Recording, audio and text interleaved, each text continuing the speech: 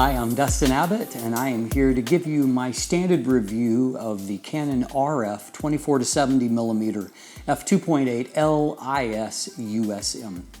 And so this, of course, is Canon's professional-grade standard zoom for its full-frame mirrorless systems. I'm actually currently filming with the lens on the Canon EOS R6, and I've also done some filming and part of this review on the EOS R5 as well.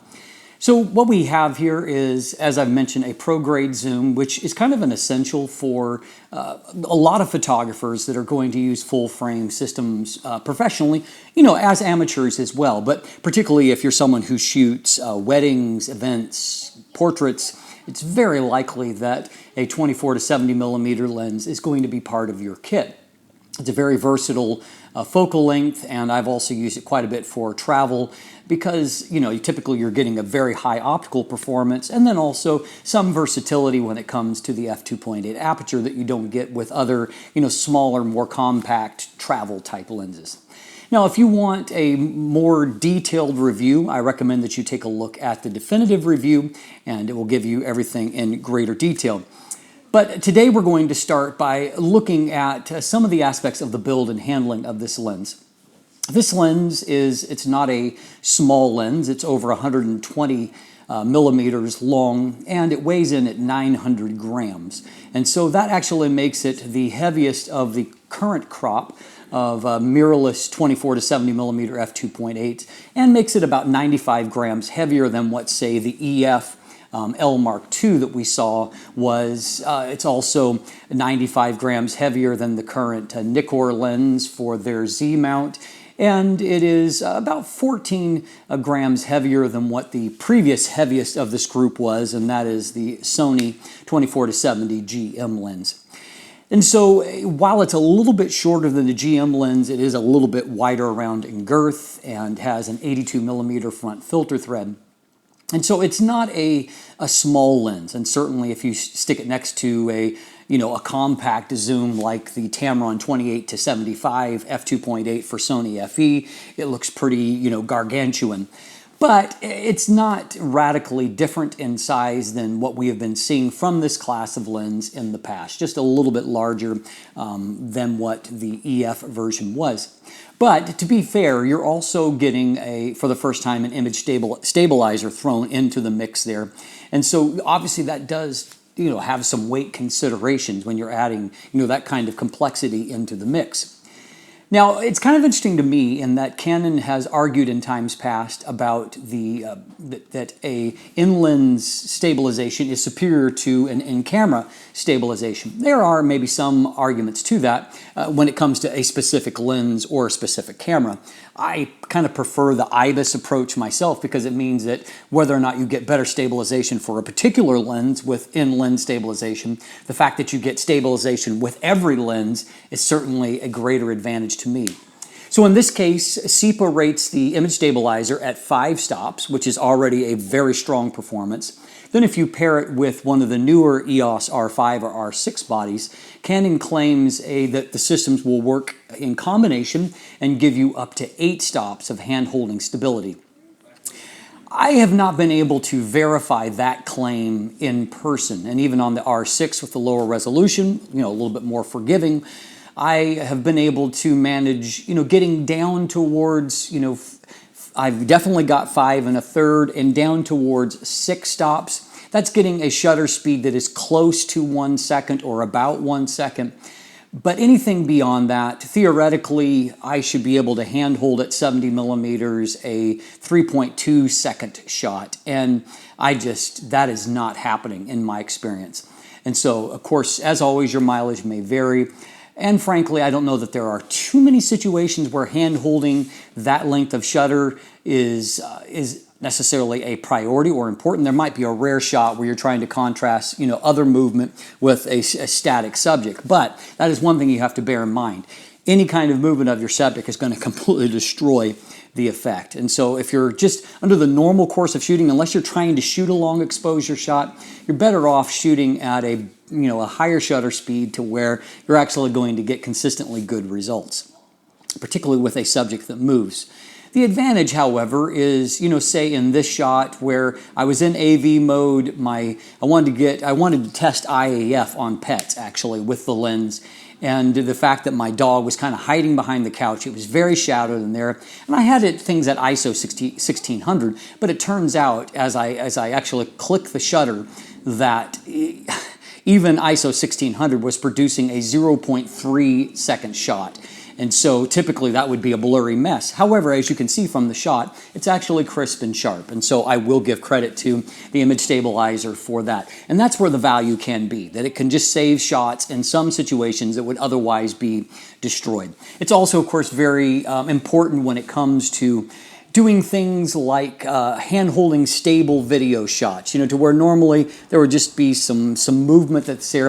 But as you can see from this footage, you're able to really hold stable, static shots really quite well. You can also be successful with small pans and movements and typically get fairly good results. I don't feel like the actual walking results are very natural feeling. Certainly if you've been spoiled by using it on a gimbal, if I switch over to a gimbal, I'm going to get a much smoother end result, as you can see by comparison. Now the lens itself does boast a really nice construction. And yes, the outside is what they call polycarbonates, engineered plastics. But Canon has demonstrated that they're able to put together really, really tough lenses that are not only well built on the outside, but also very well engineered on the inside.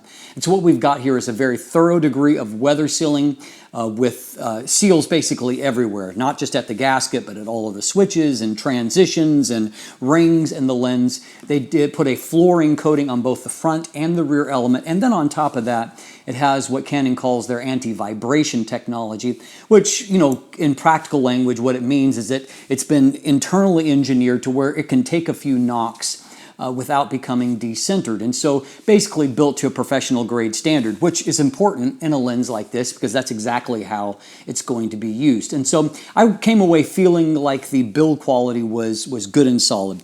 The lens does extend a little bit when you zoom towards 70 millimeters, 3 or 4 centimeters it will zoom out. But the zoom action is very smooth, no wobble in the inner barrel. The zoom ring itself is nice and consistent. Likewise, it's focused by wire, but that's true of all these mirrorless lenses, but the focus weight is not bad. And then of course the control ring works pretty much as standard, and you can program that for a variety of different functions. Also in the name here is USM. In this case, that refers to Nano USM, which is the focus system that Canon has employed here. I'm a big fan of Nano USM and always like when they can use it, because I consistently find Nano USM to, number one, deliver very fast focus results, which is true here.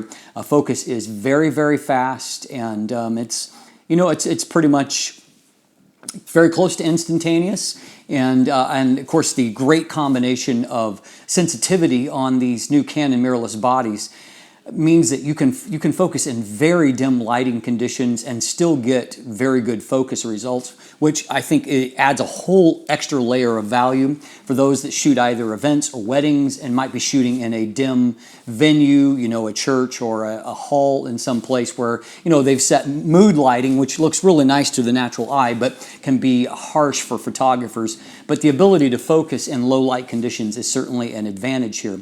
Focus noise is also very quiet, and so let's demonstrate that by taking a look at video focus pulls.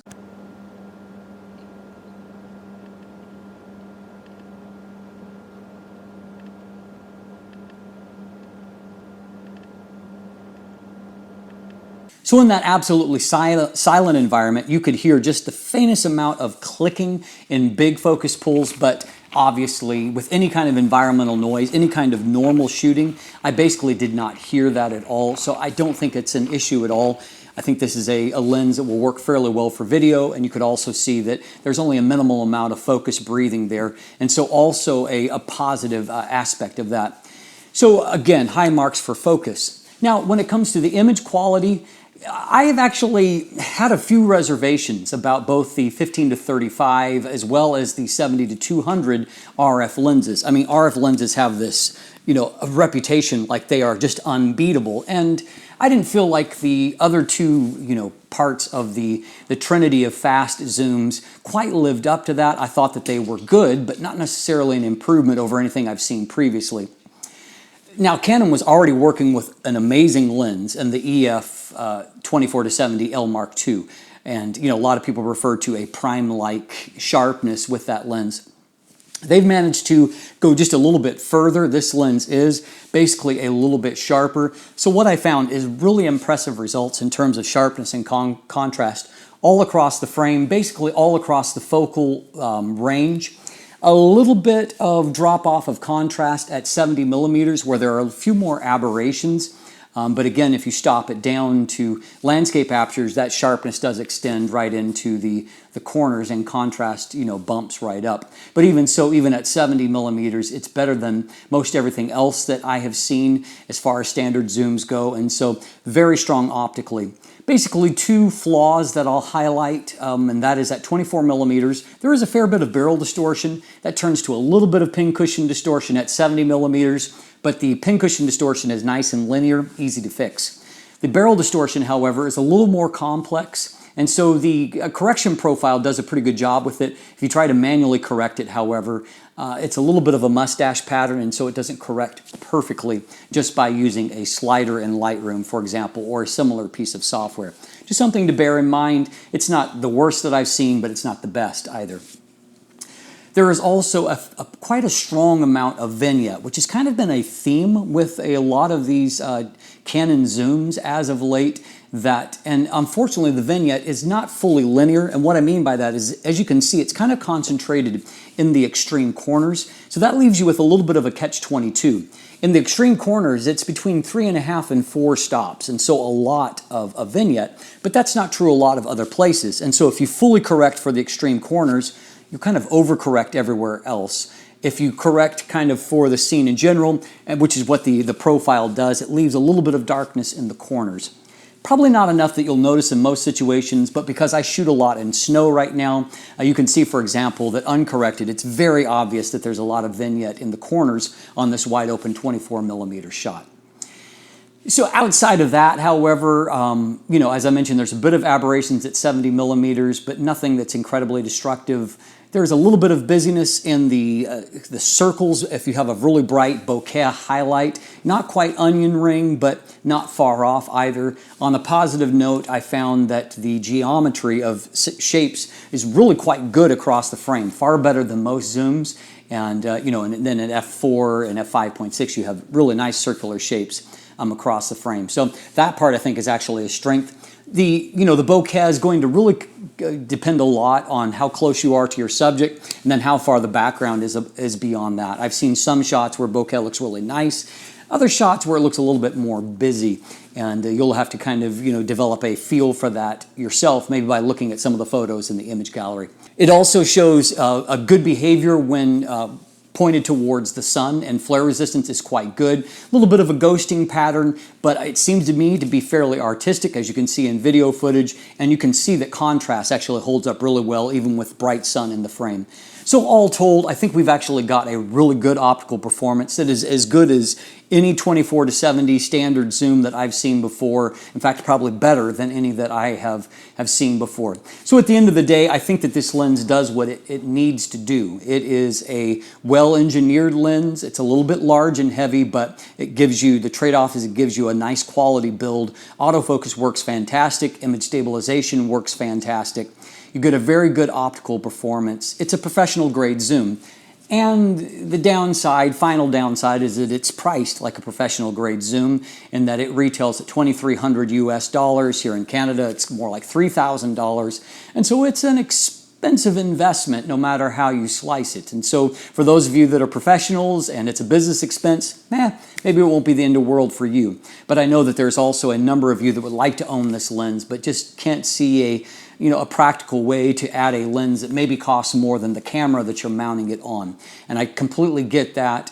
And so here's hoping that, either market prices brings that price down in the future, or market forces bring that price down, or that we get some alternatives that are a little less expensive. At the moment, however, this is the main game in town, and fortunately, it is a very good lens. I'm Dustin Abbott, and if you look in the description down below, you can find linkage to my full text review, also to that image gallery that I mentioned. Beyond that, there's also some buying links if you'd like to purchase one for yourself. Also linkage there to follow me on social media, to sign up for my newsletter. It comes out every Thursday. Become a patron. And of course, if you haven't already, please click that subscribe button and be sure to hit that bell to get notifications whenever new content drops. Thanks for watching. Have a great day.